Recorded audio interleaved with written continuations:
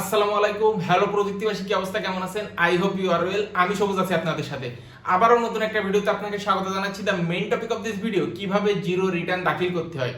Video শুরু করার আগে একটা কথা বলতে চাই, যারা আমার চ্যানেলটি এখনো সাবস্ক্রাইব করেনি প্লিজ সাবস্ক্রাইব করে পাশে থাকা নোটিফিকেশন বেল বাটনটি অল করে রাখবেন, এবং যদি ফেসবুক পেজ থেকে ভিডিওটি দেখে থাকেন পেজটি অবশ্যই ফলো করবেন। চলুন কম্পিউটার স্ক্রিনে চলে যাই। একটা ব্রাউজার নেওয়ার পরে সার্চ বারে লিখবো ই রিটার্ন, লিখে ইন্টারপ্রেস করলাম। দেন একটা ওয়েবসাইটের লিংক প্রথমে যেটা আসছে এইটা ডেসক্রিপশন বক্সে থাকবে। আমি এখানে একটা ক্লিক দিলাম, দেন কিন্তু মেইন ইন্টারফেসে আসছে। এখানে 2 নম্বর যেটা আছে ই রিটার্ন, এখানে একটা ক্লিক দিলাম।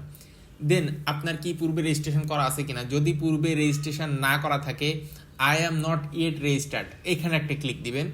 এবং কিভাবে রেজিস্ট্রেশন করতে হয় সেই ভিডিওর লিংক এই ভিডিওর ডেসক্রিপশন বক্সে থাকবে, আপনারা চাইলে দেখে নেবেন। এবং চাইলে ভিডিওটা শেয়ার করে দিবেন আপনার নিকটতম, যাদের প্রয়োজন মনে হয় আপনার এরকম মানুষের কাছে শেয়ার করে দিবেন। তারা সহজে জানতে পারবে যে ঘরে বসেই কিভাবে ই রিটার্ন দেওয়া যায় বা ই রিটার্ন দেওয়ার জন্য অ্যাকাউন্ট ক্রিয়েট করা যায়। যেহেতু আমার পূর্বে রেজিস্ট্রেশন করা আছে, আই এম অলরেডি রেজিস্টার্ড, এই বাটনে একটা ক্লিক দিলাম। আচ্ছা, ক্লিক দেওয়ার পরে দেখেন ডান সাইডে আছে ট্যাক্স পেয়ার আইডেন্টিফিকেশন নাম্বার 3, অর্থাৎ স্মার্ট 12 ডিজিটের যে 3 নাম্বার আছে এইটা কিন্তু প্রথম ঘরে দিতে হবে। দ্বিতীয় ঘরে অ্যাকাউন্ট ক্রিয়েট করার সময় যে পাসওয়ার্ড দিয়েছিলেন এই ডিজিটের মিনিমাম এই পাসওয়ার্ডটা এখানে দিতে হবে। দেন 3 নম্বর ঘরে দেখেন ক্যাপচা দিতে হবে। ডান সাইডে দেখেন একটা ক্যাপচা আছে, ঠিক আমি দেখে ছোট হাতের বড় হাতের এবং নাম্বার মিলিয়ে ক্যাপচাটা দিয়ে দিলাম, সাইন ইন বাটনে ক্লিক। দেন কিন্তু ই রিটার্ন সাবমিশন বা ই রিটার্ন প্রক্রিয়ার যে পেজটা এই পেজে আমাকে নিয়ে আসছে। এখন এইখান থেকে দেখেন সাবমিশন, এরকম 3টা মেনু দেখতে পাবেন।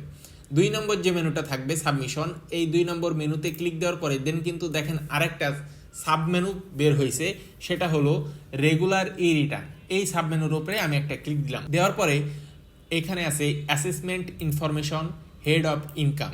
আচ্ছা, এখানে রিটার্ন সেম আছে সেলফ, অর্থাৎ যেহেতু আমি 3 নাম্বার এবং পাসওয়ার্ড দিয়েছি, সো যে 3 নাম্বার দিয়েছি সেই 3 নাম্বারেই কিন্তু আমি রিটার্নটা সাবমিট করতে চাচ্ছি বা সেই ইউজারের রিটার্ন সাবমিট করতে চাচ্ছি। সো এখানে সেলফ অবশ্যই থাকবে। অ্যাসেসমেন্ট ইয়ার 2024-25 দেওয়া আছে। ইনকাম ইয়ার 1/7/2023 থেকে 30/6/2024, এটা কিন্তু একটা অর্থ বছর। এই বছরের কিন্তু আপনার রিটার্ন সাবমিট হবে আর কি। আচ্ছা, any taxable income in the above mention in income year, অর্থাৎ আপনার এই অর্থ বছরের ভিতরে আপনার ট্যাক্সেবল কোনো ইনকাম আছে কিনা, যদি ইনকাম থাকে সেক্ষেত্রে ইয়েস দিবেন। ইয়েস যখনই দিবেন দেখেন এখানে হেড অফ ইনকামগুলো কিন্তু সবগুলো আপনি চেক মার্ক দিতে পারবেন যেগুলো আপনার আছে। ঠিক আছে, যেগুলো যে ইনকামগুলো আপনার আছে হেড অফ ইনকাম সেগুলো কিন্তু আপনি চেক মার্ক দিয়ে বুঝিয়ে দিবেন। আর যদি আপনার ইনকাম না থাকে, যেহেতু আমরা জিরো রিটার্ন সাবমিট করব, সো আমাদের কিন্তু এইখানে নো দিতে হবে।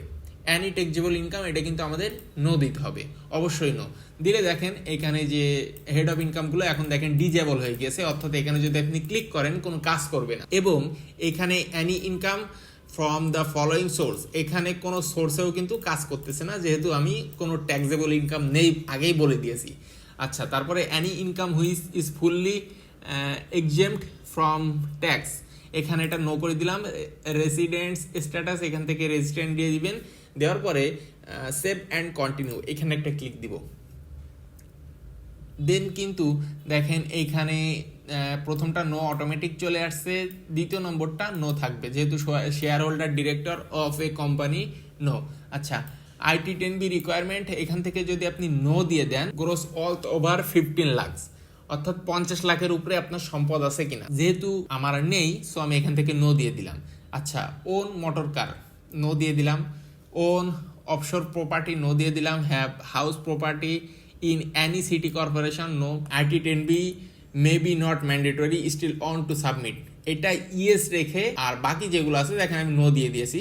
আচ্ছা, দেওয়ার পরে সেভ অ্যান্ড কন্টিনিউতে ক্লিক দিলাম। এখানে এক্সপেন্ডিচার আসছে, এখানে আপনার expense for food, clothing and other essentials, accommodation expense, auto and transportation expense, household and utility expense, education expense, এরকম কিন্তু বেশ অনেক কিছুই আছে। সো আমি এখান থেকে যে কাজটা করব, এখানে যে এক্সপেন্সগুলো আছে, ধরেন আমি একটা এক্সপেন্স এমনি জাস্ট, এটা যেহেতু ডেমো ভিডিও সো আমি এখান থেকে একটা এক্সপেন্স দিয়ে দিচ্ছি, ধরেন 1 লাখ। আচ্ছা, 1 লাখ দিয়ে দিলাম। এক্সপেন্স, এবং এখান থেকে ধরেন এডুকেশন এক্সপেন্স দিয়ে দিলাম 20,000, এনি আদার এক্সপেন্স দিয়ে দিলাম ধরেন 50,000। দেন টোটাল কিন্তু দেখেন এখানে টোটাল এক্সপেন্স রিলেটেশন টু লাইফস্টাইল 1,70,000 এটা দিয়ে দিলাম। দেন কিন্তু আমি যদি এখান থেকে বাকি কোনো কিছু চেঞ্জ না করে সেভ অ্যান্ড কন্টিনিউ পরবর্তী স্টেপে চলে আসি, দেখেন এখানে আছে অ্যাসেস্ট অ্যান্ড লাইবিলিটিস। এখান থেকে অ্যাসেস্টে ক্লিক দিলাম। বিজনেস ক্যাপিটাল, যদি আপনার বিজনেস ক্যাপিটাল থাকে কোনো কিছু সেটা আপনি উল্লেখ করে দিবেন। ধরেন এখানে কি কি থাকতে পারে, director share holding in limited companies, business capital, others, then director share holding in limited companies বা ক্যাপিটাল অফ পার্টনারশিপ ফার্ম, যে কোনো কিছুই যদি আপনার থাকে আপনি এখানে উল্লেখ করে দিবেন। কিভাবে উল্লেখ করবেন, ধরেন প্রথমটা আমার আছে ডিরেক্টর শেয়ার হোল্ডারিং, আমি প্রথমটার একটা ডিরেক্টর একটা কোম্পানি লিমিটেড কোম্পানির। আচ্ছা, নেম অফ দ্য কোম্পানি, সেই কোম্পানির নামটা এখানে দিবেন।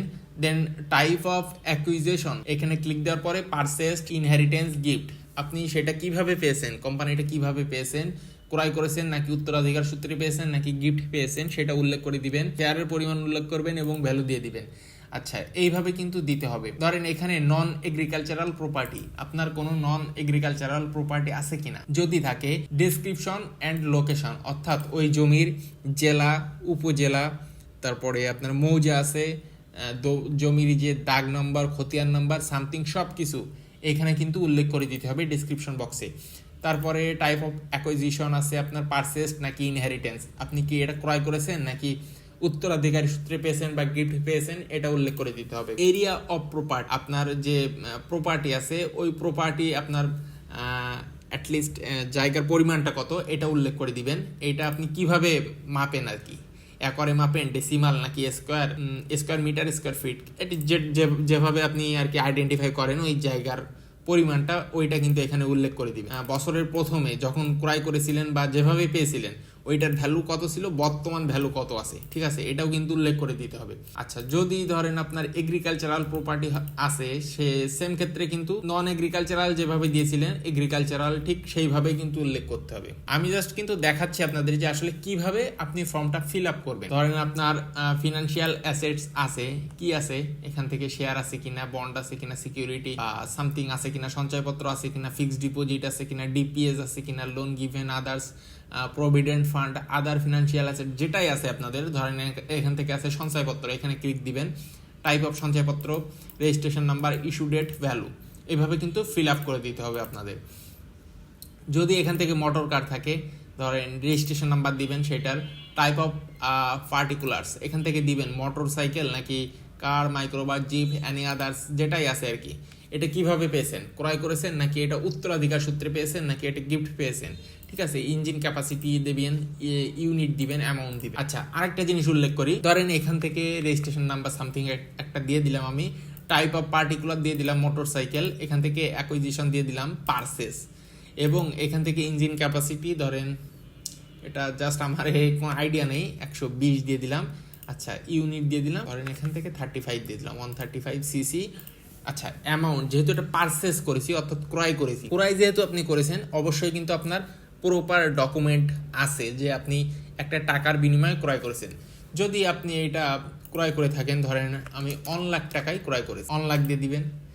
এখন যদি আপনি সেম জিনিসটাই ক্রয় করেননি, উত্তরাধিকার সূত্রে পেয়েছেন, সেই ক্ষেত্রে আপনি এখানে ভ্যালু 0 দিতে পারবেন। ইনহেরিটেন্স অর্থাৎ আপনি উত্তরাধিকার সূত্রে পেয়েছেন, আপনার ভ্যালু জানা নেই, সো 0 দিয়ে দিবেন। আচ্ছা, এখান থেকে যদি আপনি গিফট হিসেবে পেতেন তাহলেও কিন্তু সব ঠিক থাকবে, অ্যামাউন্টের ক্ষেত্রে আপনি 0 দিয়ে দেবেন, কারণ আপনার যেহেতু গিফট পেয়েছেন আপনার অ্যামাউন্ট জানা নেই বা অ্যামাউন্ট আপনি দিবেন না, এটা কোনো সমস্যা না। বাট আপনি যদি পারচেস করে থাকেন সেক্ষেত্রে কিন্তু আপনার অ্যাকচুয়াল জিনিসটাই দিতে হবে।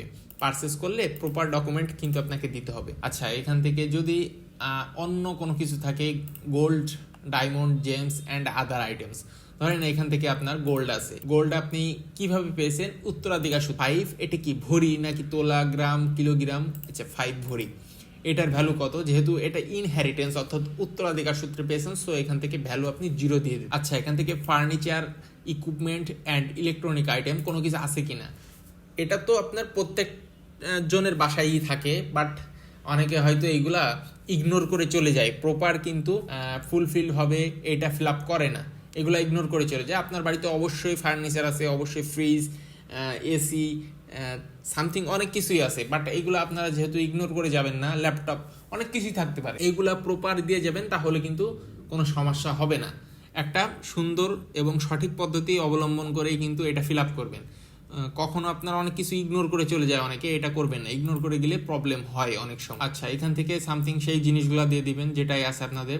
আচ্ছা, যদি others assets of significant value, অন্য কোনো কিছু আছে কিনা, অন্য কোনো সম্পত্তি আছে কিনা সেটা দিয়ে দিবেন। Cash and fund outside business, এখান থেকেও কিন্তু আরো অনেক কিছু আছে। ক্যাশ ইন হ্যান্ড থাকতে পারে আপনার, এই যে cash in hand amount at the end of income ইয়ার, আপনার কোনো ডিপোজিট আছে কিনা এগুলা দিয়ে দিবেন। অ্যাসেট আউটসাইড বাংলাদেশ, বাংলাদেশের বাইরে কোনো সম্পত্তি আছে কিনা। প্রসেস কিন্তু একই, যেটাই দিবেন না কেন, জাস্ট আপনার একটা ক্লিক দেওয়ার পরে এরকম নিচে কিন্তু একটা মেনু চলে আসবে, এই মেনু থেকে আপনি জাস্ট ডেসক্রিপশন যেটা লেখা আছে উপরে সেটা পড়ে সেটা সুন্দর অনুযায়ী কিন্তু ফিল আপ করে দিবেন। ধরেন আপনার এখানে সম্পত্তি আছে, দিয়ে দিবেন। সেটা দেওয়ার পরে যদি এক্সট্রা প্রয়োজন হয় অ্যাডেড, এখানে একটা ক্লিক দিবেন। যেহেতু প্রথমটা ফিল আপ করা হয়নি, সো আমি একটা ফিল আপ করে আপনাদের দেখাই। ধরেন এখান থেকে এম দিয়ে দিলাম, জাস্ট আমি একটা ডেমো হিসেবে ফিল আপ করলাম। দেন যদি আমি অ্যাডেড করতে চাই, দেন দেখেন 2 নম্বর কিন্তু চলে আসছে। আচ্ছা, আমি যদি ডিলিট করে দিতে চাই, এটা ডিলিট করে দিলাম, চলে গেল। এবং প্রথমটা ডিলিট করবেন কিভাবে, জাস্ট এইভাবেই কিন্তু আপনারা ডিলিট করে দিতে পারবেন। এখান থেকে আনচেক করে দিলেই হয়ে যাচ্ছে। খুব সিম্পল প্রসেস। কিভাবে কোনটা ফিল আপ করবেন সেটা কিন্তু আপনাদের দেখিয়ে দিলাম। যদি আপনার লাইবিলিটিস থাকে, কোন দায়বদ্ধতা থাকে, আউটসাইড বিজনেস, আচ্ছা এখান থেকে ব্রোয়িং ফ্রম ব্যাংক অর আদার যদি ব্যাংক বা অন্য কোনো এরকম যারা ঋণ দেয়, এরকম কোনো প্রতিষ্ঠান থেকে আপনার কোনো ধার বা ঋণ কর্য কোনো কিছু নেওয়া আছে কিনা, এটা যদি থাকে এটা কিন্তু সেম প্রসেসে ফিল আপ করে দিই। সেই ব্যাংক বা প্রতিষ্ঠানের নাম দিবেন, অ্যাকাউন্ট নাম্বার দিবেন, পারপোজ দিবেন এবং ব্যালেন্স অ্যামাউন্ট দিয়ে দিবেন। যদি এক্সট্রা থাকে অ্যাডেড দিয়ে কিন্তু সেটা আপনারা ফিল আপ করে দিবেন। ঠিক আছে, এখানে আনসিকিউরড লোন আছে কিনা, কোনো আদার লোন অর ওভারড্রাফট, ঠিক আছে, এইগুলা কিন্তু আপনারা জাস্ট একটু পড়ে পড়ে দেখে দিয়ে দিবেন। এখানে আদার আউটফ্লো পে, এখানে যে এক্সপেন্ডিচার খেয়াল আছে কিনা আপনাদের, এই যে টোটাল এক্সপেন্স রিলেটেশন অফ লাইফস্টাইল 1,70,000 যেহেতু দিয়েছিলাম, এখানে অ্যাসেট অ্যান্ড লাইবিলিটিসে আসার পরে দেখেন এখানে আদার্স আউটফ্লো, এখানে কিন্তু ওই টাকার অ্যামাউন্টটা দেখাচ্ছে। আচ্ছা, সিকিউর অফ ফান্ড, এখান থেকে আপনার কোনো সিকিউর অফ ফান্ড আছে কিনা এটা জাস্ট পড়ে দেখে দিবেন। যদি আপনি গত বছরও সেম ভাবে এই রিটার্ন দাখিল করে থাকেন, অফলাইন বা অনলাইন যেভাবেই করেন না কেন, যদি করে থাকেন সেক্ষেত্রে আপনার একটা অ্যামাউন্ট আপনি দিয়েছিলেন যেটা আপনার সম্পদ, এটা আপনি উল্লেখ করেছিলেন পূর্বের কাগজে দেখবেন। যদি ওইটা উল্লেখ করে থাকেন অবশ্যই ওই অ্যামাউন্টটা এখানে উল্লেখ করবে। যদি উল্লেখ না করে থাকেন প্রিভিয়াস ইনকাম ইয়ারের রিটার্ন দাখিল, তাহলে এখানে আপনি 0 দিয়ে দিবেন। দেওয়ার পরে দেন কিন্তু আমি সেভ অ্যান্ড কন্টিনিউ পরবর্তী স্টেপে চলে আসলাম। আচ্ছা, এখানে ট্যাক্স অ্যান্ড পেমেন্টের অপশন বা পেজ চলে আসছে। এখানে এগুলা অটোমেটিক ডিজেবল হয়ে আছে, ঠিক আছে, যেহেতু আমরা 0 রিটার্ন দাখিল করতেছি, সবই দেখেন 0 আছে, ঠিক আছে। আচ্ছা, এখানে প্রসেসড টু অনলাইন, এখানে ক্লিক দিলাম। দেওয়ার পরে এইবার কিন্তু দেখেন চলে আসছে যে ই রিটার্নের যে পেজটা, অ্যাকনলেজমেন্ট স্লিপ যেটা আর কি, এটা কিন্তু চলে আসছে টোটাল। এইখান থেকে যদি সাবমিট রিটার্ন দিয়ে দিই সেক্ষেত্রে কিন্তু আমার রিটার্নটা সাবমিট হয়ে যাবে। আমার কাছে কিন্তু ভিডিওটা শেয়ার করতে পারেন। আরেকটা জিনিস বলে রাখি, যদি কোথাও বুঝতে অসুবিধা হয় ডেফিনেটলি কমেন্ট বক্সে জানাবেন। আমি অবশ্যই আপনার কোশ্চেনের অ্যান্সার দেওয়ার চেষ্টা করব খুব দ্রুত সময়ের মধ্যে।